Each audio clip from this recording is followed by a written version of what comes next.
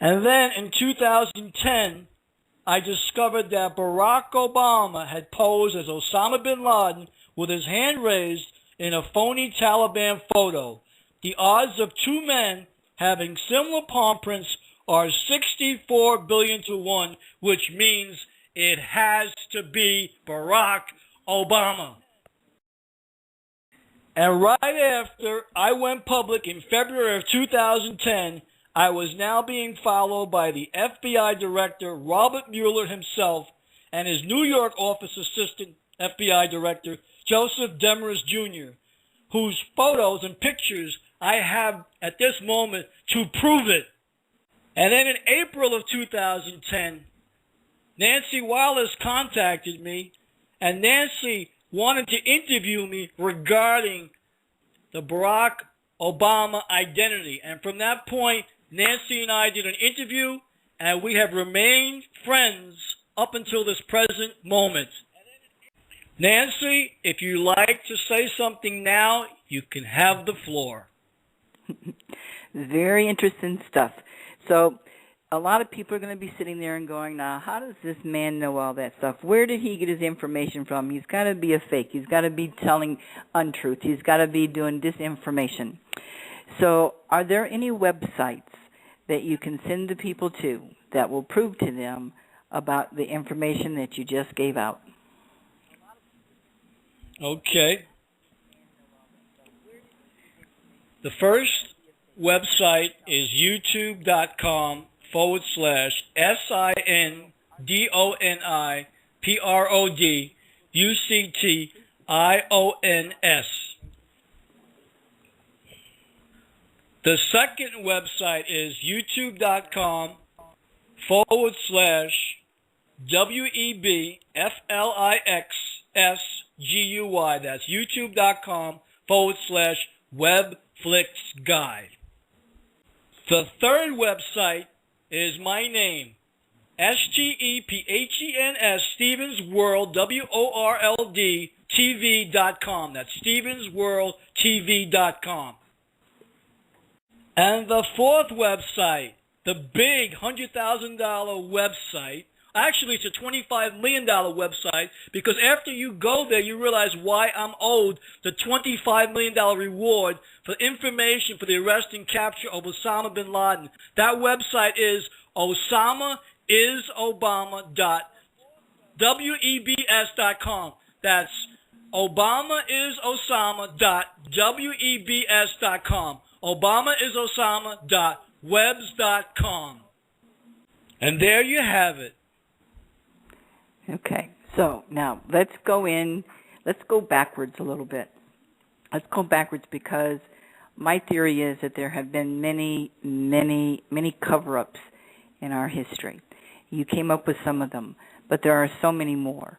Why do you think that the normal everyday person out there, Stephen, has such a hard time believing that our government could ever do anything like 9/11, like assassinate JFK, things like that? Why do you think people are just refusing to open their mind and wake up to that?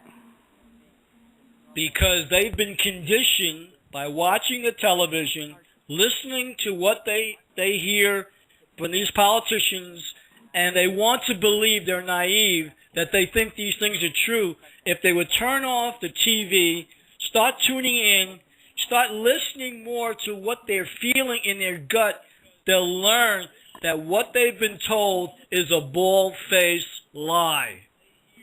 The part I think that people have a really hard, and I mean I like the echo in the back because if they don't get it the first time, they're going to get it the second time if they listen. The part of people waking up, I mean, there's many, many people out there that talks about the conspiracy theories. I mean, David Icke's been out there for a long time. Alex is out there. All these people are shouting and carrying on about all these things going on. And yet, it still appears that the media has control of what people are willing to listen to and what they don't want to hear. Now, for 9/11, for example, when that occurred, there was many videos that came out about it. Many videos showed how it was probably a pretty big setup. and yet people refuse to believe it. Maybe because of their emotions, maybe because, they knew a relative, or maybe because they just didn't think our government could do it. But there's been a lot of testimony coming, and there is a movie coming out called 9/11 Explosive Evidence Experts Speak Out. And they are actually touring the United States now. They are going to be in New Mexico, in Albuquerque, New Mexico, next Wednesday, a week from tomorrow, May 30th. And they are going to have 40 whistle-blowing experts present the evidence of the controlled demolition at the World Tower Trade Center on 9/11. Do you think if people go to this screening or if they watch this movie and they really listen to what these 40 whistleblowers have to say, do you think that might help them open up their mind a little bit? Absolutely. When that happened, I contacted Control Demolition Incorporated out of Virginia, and I contacted the CEO. I said, how do you sleep at night being involved in the 1993 Oklahoma bombing cleanup, and now in the World Trade Center towers of 1, 2, and number 7 going down by itself? 10 minutes later, my Hotmail email address was shut down, and I was sent a virus to knock off my computer. So, people who are listening out there, you really need to start paying very close attention. This is an election year. We have been fed many times over just a crock of you-know-what, and yet we still don't wake up.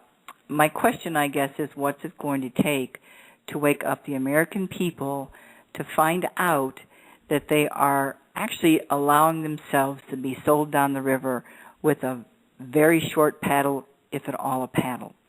I get a bunch of emails from all kinds of people. One of the emails I got I was trying to find, and I can't find it for some reason now, and I've gone through it the whole time you've been talking. And the email, I never even got to read it, stated that there was a Democratic somebody who had proven that Obama's birth certificate was a total fake. And then there's the Arizona people who are, like you said a little bit earlier, probably going to take him off the ballot because they don't buy into this anymore. If people started to go back in history like what you did, and they can connect the dots, let's call it, because I'm sure it started before 1930. It's been going on for a very long time, but if they can connect the dots, and whether they want to believe them or whether they don't want to believe them, if the dots are connected and it's right there in plain sight, some people are still going to say, nah. Other people are going to go, I was really stupid. And some people are going to go, could it be true? There's been many statements made that fact is often stranger to believe. I should say fiction is often stranger to believe than nonfiction. And that's vice versa. Well, the reason I use 1930 to start today is because we are now living under the Fourth Reich. George Herbert Walker Bush has created a prison planet atmosphere, and he is responsible for where we are today, all these hoaxes, all these drug problems, this Barack Obama, this 9/11 nonsense. He is directly responsible, and I also hold him accountable for the many attempts on my life. But George, I'm here to tell you, I'm a weeble. I wobble, but I don't go down. It's really there. I should say there's a lot of people out there, who are trying to make their statements, who are trying to get people, Occupy. That was a big farce, not because the people didn't believe it, but they had no leadership in it. I think if they had a leadership, it would have made a big difference, and it would not have gone away so easily. But the fact of the matter is they also had a lot of people who decided to come in there who really were just trying to make them look really bad and decided that it was time for them to go away. And, of course, they did. So do you think, let's just think for a minute, do you think that if the facts were all given, like you just did, if they were given kind of, series by series. And the people really decided to look into things. Now, granted, most human beings are pretty lazy, and they want everybody else to fix things, or they want everybody else to do it. They don't want to take responsibility. But if they took the responsibility to really, tear into all that information that's out there, do you think it might cause a revolution, a new revolution? I think it's inevitable that it's going to happen. But what's got to happen is someone who's got the courage to stand up to the lead domino and knock him down. Okay, but now there's many lead dominoes who all work kind of together. I mean, if you really look at how our world and the different countries are all caving in and going on this downward motion with our stock market going crazy, gold going up in prices, and soon water will too, and so will silver be at their all-time high. People are either going to have to do something about that, or they're going to continue to run in fear. And if they continue to run in fear, what they're seeing now, they need to times it by at least 100 as far as bad things yet to come. Would you agree with that? I would agree. And the reason why George Bush is the catalyst for the domino, and I speak now to the people in Paraguay, ayúdame, help me. Right now, George Herbert Walker Bush has bought all the aquifers in Paraguay to control the water in South America. The water is the next frontier that they're trying to take advantage of, and George Herbert Walker Bush must be stopped.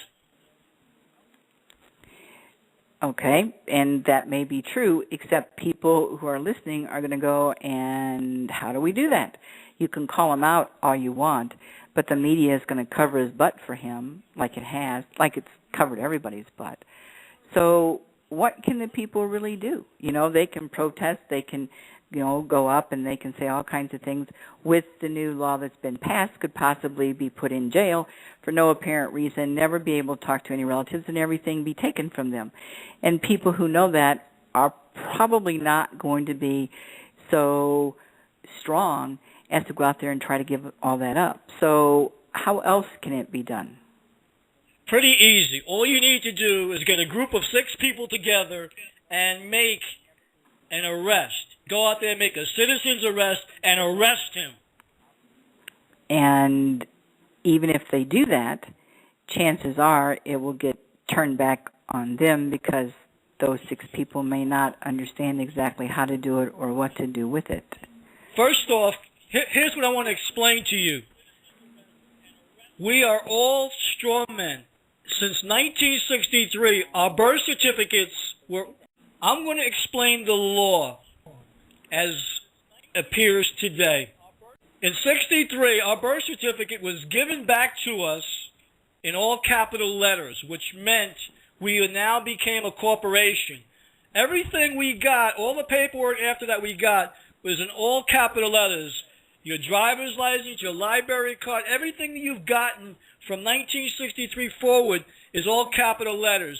Your birth certificate was then sold to banks in Europe, and then you became collateral for all the hard work that you're going to do for the next 40 years was now borrowed by the senators and congressmen, now borrowed from the Federal Reserve Bank on every American citizen as collateral.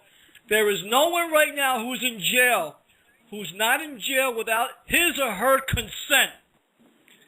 As long as you do not recognize yourself to that all capital name, you are not that person on that paperwork. If you go into a court, there are 2 flags in a court, an American flag and a maritime flag.